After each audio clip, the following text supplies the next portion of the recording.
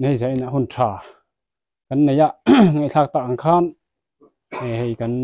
ZPM kan ho tu te ele helaya member thar te kan ni kal phung thar ani nang takin ge ni te po kan han lu chho ve ta chu ni a zen hin lom thu kan sei ma sa ti chuan ne kari lu vak na sa veng reng khop maya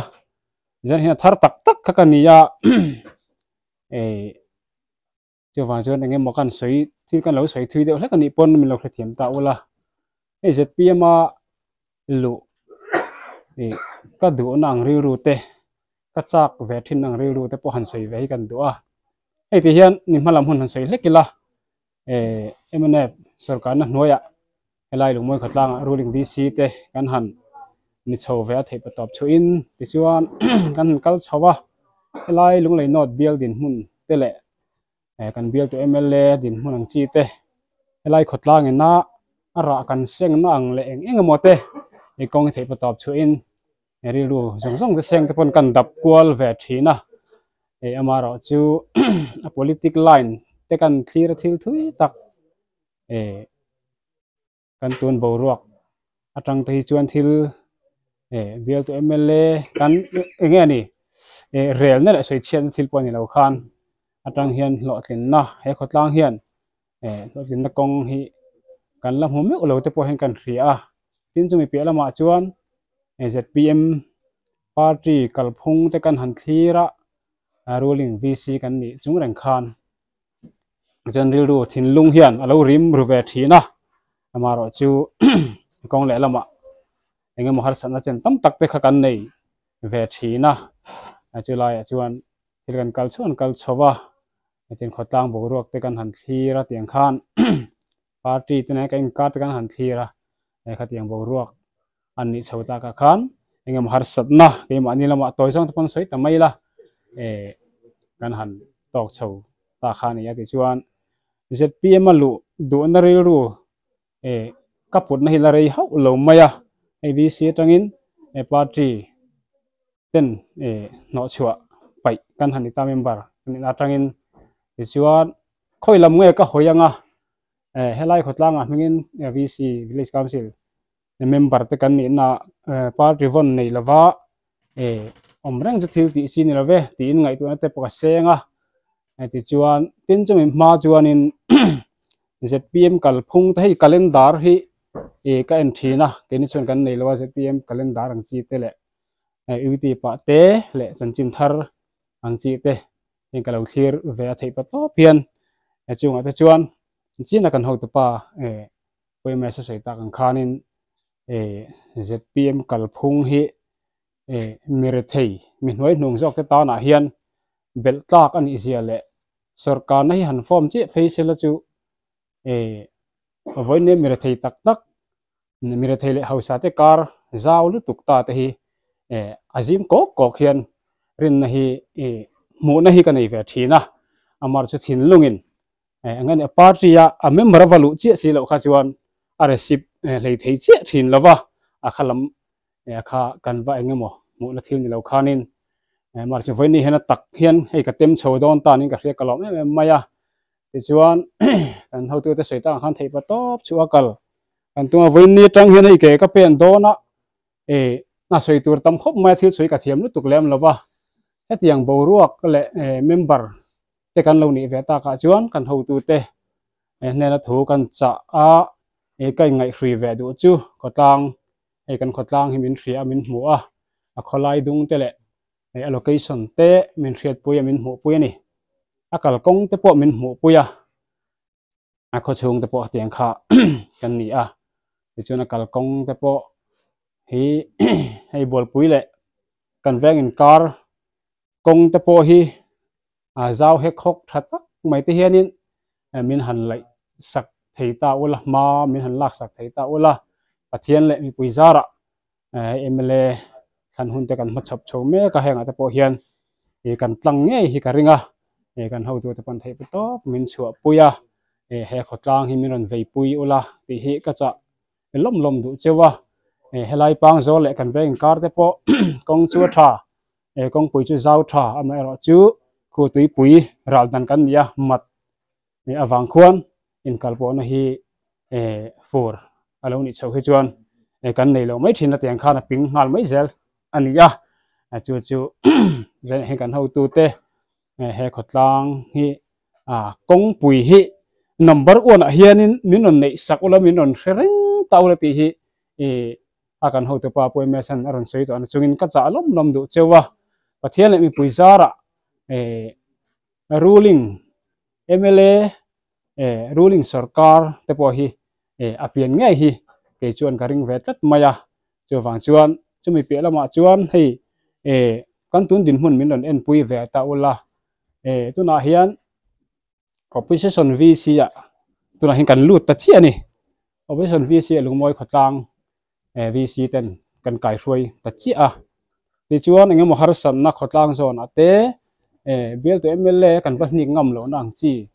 ruling kan ni laya bel to MLA ne na kan thil ba soinga mang chi le khatiang thil tam tak kha tuna chon har sat na opposition VC kan na zon tang hian kan ma chuak to ron ni ten ka hri a chu tiang vel chu ka ngai to na sakhop mai voi ni chu khain ji lu don chi chuan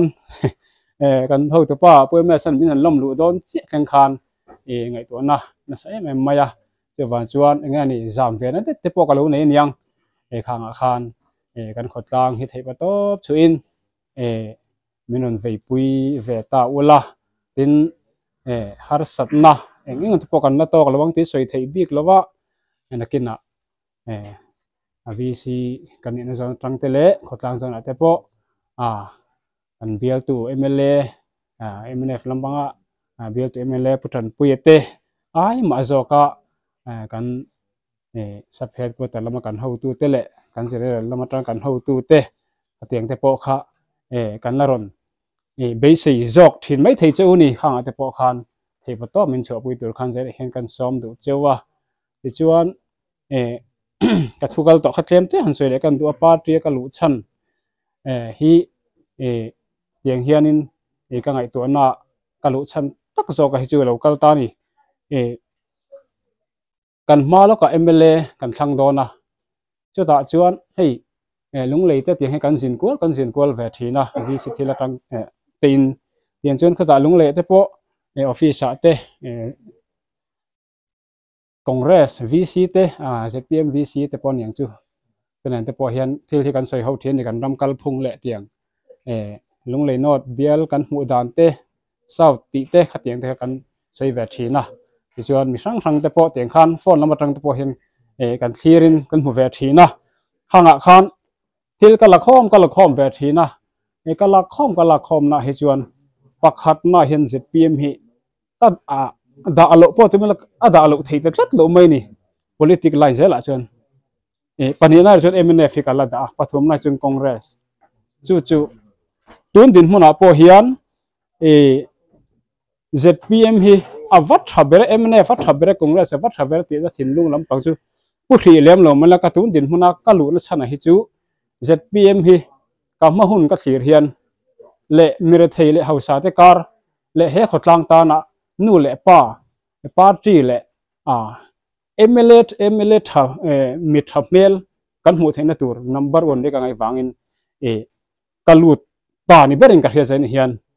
chu wang chuan soyang khan thei pa to pin ke kan pe nanga enge ni chu teng kha tiang chuan thuron te po kan ho tu te nen a hian lak hi kan on tum don ani tin ka cha le du chu tuna hian ZPM group a te khanin YouTube lama te mo enge ni kan ho tu te kala blind te kan ya hanga te khanin ka om na om ve tur group a te khan min lo et ve ta ula a chan chu a chung kan chen to don si wang khanin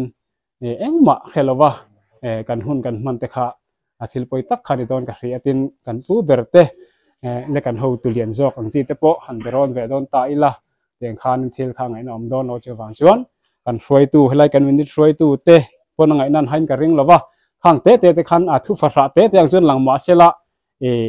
kan thuron du chewa he ta media lama tangin mo he kan zan in program te hi an lo munga he khotlanga min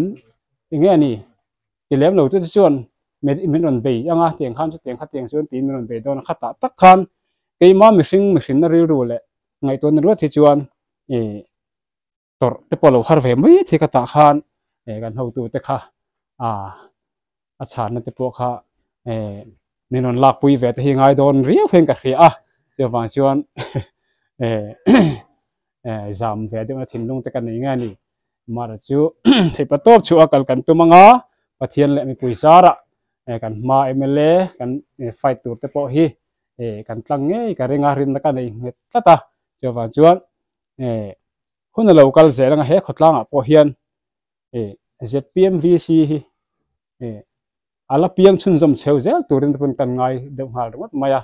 ein chi ngai tha ta khan congress lampa kan u naute pulong ki male a hote than he man ngai le man tho lok le maya ke ni chu chung kon ni chung ko thamang le kha kan nia ve lek cheu ha kan na ne tun din huna kha tiang kha kan nia chen thei pa top chua he khotlang ta na kan hu tu ten thei pa top ran chu apui ta ula ke kan lo pen har sa de thin ni pon kan ron be thin chewanga tiang kha tiang chon te thuron min pe turin avoi ni hen ka cha lom lom du chewa in kan location te himinon mu pui soi ta kan khan kong pui tha tak mai